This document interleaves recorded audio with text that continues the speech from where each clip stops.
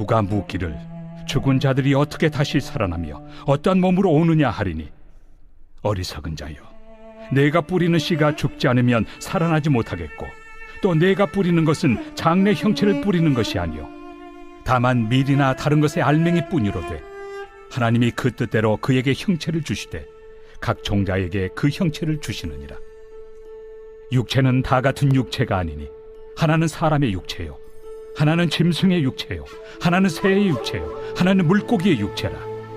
하늘에 속한 형체도 있고 땅에 속한 형체도 있으나, 하늘에 속한 것의 영광이 따로 있고 땅에 속한 것의 영광이 따로 있으니, 해의 영광이 다르고 달의 영광이 다르며 별의 영광도 다른데 별과 별의 영광이 다르도다.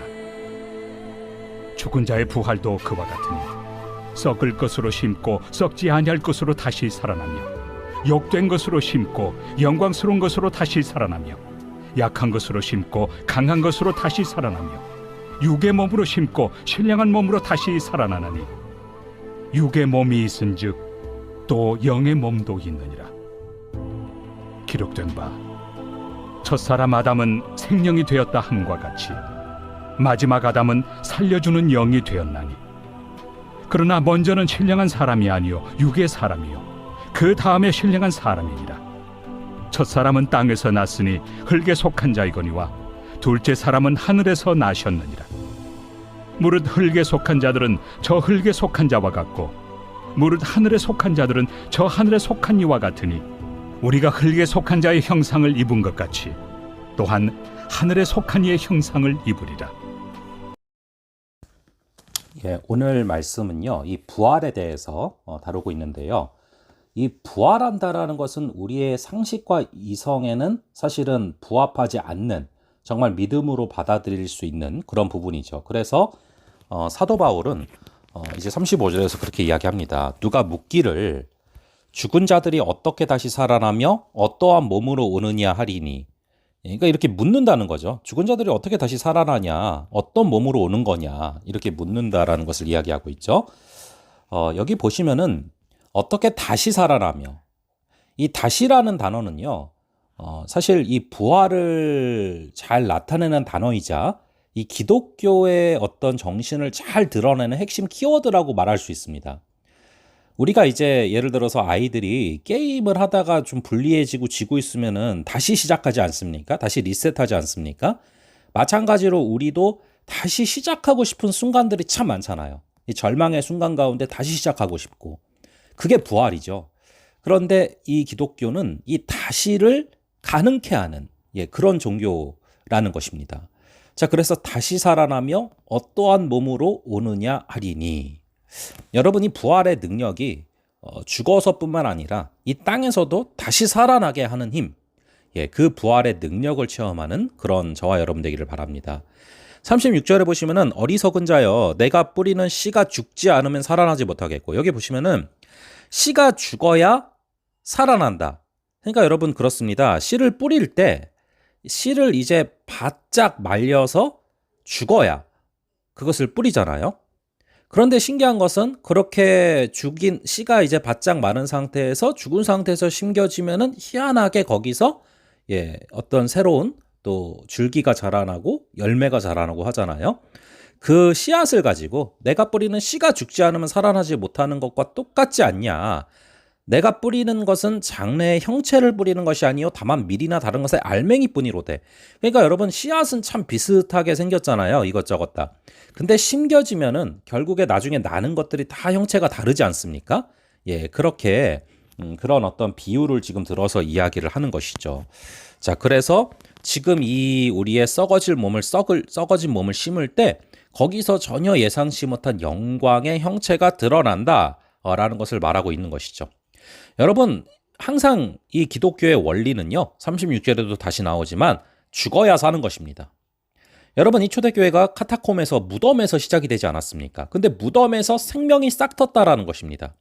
죽어야 사는 것, 이것이 바로 우리 기독교의 원리이고 우리의 삶의 원리인 것이죠.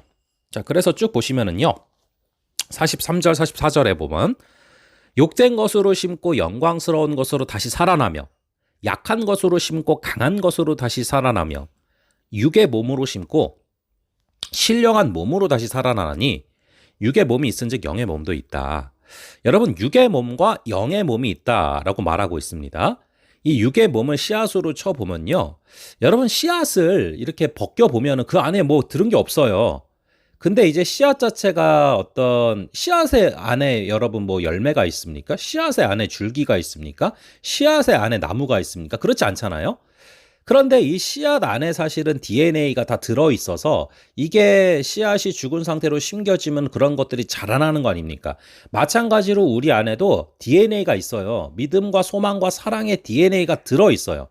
이것이 심겨지고 결국에 실현화된 것이 부활의 몸이고 예수 그리스도의 부활하신 그 몸이라는 것이죠. 자, 그래서 예수님이 부활하신 그 몸의 형태가 얼마나 영광스러웠는지 제자들이 그렇게 긴 시간을 함께 했지만 당장에 알아보지는 못하는 모습들을 우리가 많이 보거든요. 부활하신 예수님이 다시 나타나셨을 때. 그래서 저는 종종 그런 얘기 합니다. 여러분들이 나중에 천국에 가서 또 혹은 예수님 재림하셨을 때 아마 저를 못 알아보실 거예요. 굉장히 날씬해진 상태일 겁니다. 그러니까 가장 완벽한 상태일 거라고 저는 생각을 해요. 모든 사람들이 창조하신 그대로의 상태. 자, 그런 우리에게는 소망이 있습니다. 그것을 또 믿고 바라면서 나아가고 있는 것이죠. 자, 여러분, 이 빌립보서 3장 21절에 보시면은 우리의 굉장히 지금 낮은 몸이 영광스러운 몸의 형체로 변화될 것이다. 즉 예수 그리스도를 닮은 그런 모습이 될 것이다라고 말을 하고 있거든요.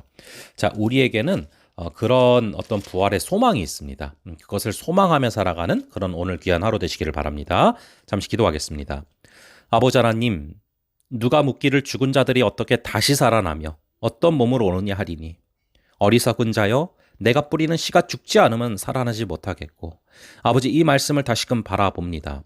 아버지 씨가 죽어서 심겨지면 거기서 전혀 예상치 못한 줄기가 자라나고 씨앗이 점점 자라나서 열매를 맺는 것처럼 아버지 우리가 정말 부활할 것을 믿음으로 바라볼 수 있는 또 믿음으로 믿어질 수 있는 역사를 허락하여 주시옵소서. 특별히 다시 살아나는 것 이것이 바로 이 기독교의 핵심 키워드임을 다시금 바라봅니다. 아버지 어떤 절망과 어떤 죽음의 상황에서도 우리는 다시 살아날 수 있기에 아버지 오늘도 다시금 일어설 수 있는 힘을 허락하여 주실 줄로 믿습니다. 날마다 다시 시작할 수 있는 날마다 다시 살아날 수 있는 그런 부활의 능력을 허락하여 주시옵소서. 오늘 하루 다시 살아나는 귀한 역사 허락하여 줄 줄을 믿사오며 이 모든 말씀 우리 주 예수 그리스도의 이름으로 기도합니다. 아멘. 예, 다음번에 또 뵙도록 하겠습니다.